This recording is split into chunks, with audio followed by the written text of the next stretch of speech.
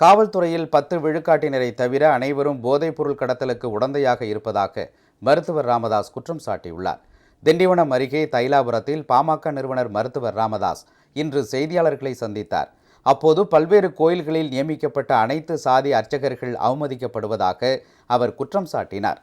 அவர்களை தூய்மைப்படுத்தும் பணியை செய்ய வைப்பதும் அதை ஊக்குவிப்பதும் கண்டிக்கத்தக்கது என்ற அவர், பரம்பரை அர்ச்சகரை கண்டு அவர்கள் அஞ்சுவதுதான் இதற்கு காரணம் என்றார். இதன் மூலம் தந்தை பெரியாரின் நெஞ்சில் திமுக அரசு ஈட்டியை குத்தியுள்ளதாக கூறிய அவர், அனைத்து சாதி அர்ச்சகர்களின் பணியிடங்களை இன்னும் கூடுதலாக்க வேண்டும் என்றார்.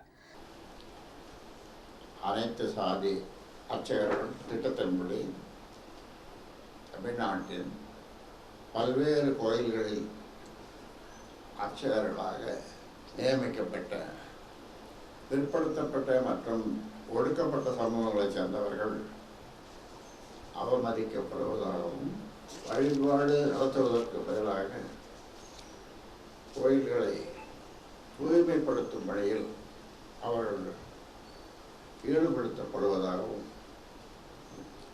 வெளியாகியுள்ள செய்திகள் அதிர்ச்சி அளிக்கின்றன. இந்த தீண்டாமைக்கு முடிவு கட்ட வேண்டிய அரசு தந்தை பெரியாரின் நெஞ்சில் ஈட்டியை குத்தி இருக்கிறது திமுக அரசு.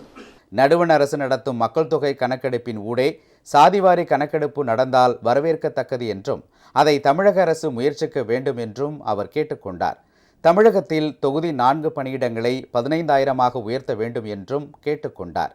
தமிழகத்தில் சொத்து வரி உயர்த்தப்பட்டால் பாமக போராட்டம் நடத்தும் என்றும் எச்சரித்தார். ஒரே நாடு ஒரே தேர்தலில் உள்ள சிக்கல்கள், சந்தேகங்களை நடுவண் அரசு போக்க வேண்டும் என்றும் கூறினார். தமிழகத்தில் கஞ்சா உள்ளிட்ட போதைப்பொருள் கடத்தலுக்கு காவல்துறையில் உள்ளவர்களில் 10 விழுக்காட்டை தவிர அனைவரும் உடந்தை என்றும் அவர் குற்றம் சாட்டினார். தமிழகம் முழுவதும் உளவுத்துறை அதிரடி வேட்டை. போதைப்பொருள் கடத்தல் கும்பலுக்கு 850 போலீஸ் அதிகாரிகள் உடந்தை.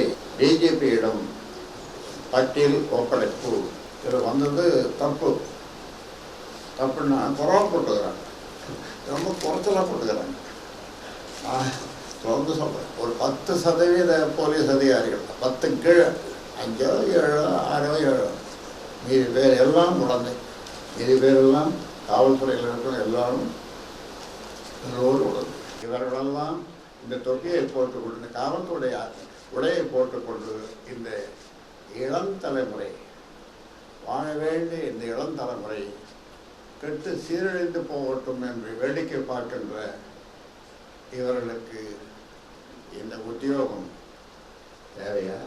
திண்டிவனம் பேருந்து நிலையத்துக்கு ஓமந்தூரார் பெயரை சூட்ட வேண்டும் என்றும் அவர் கேட்டுக்கொண்டார்.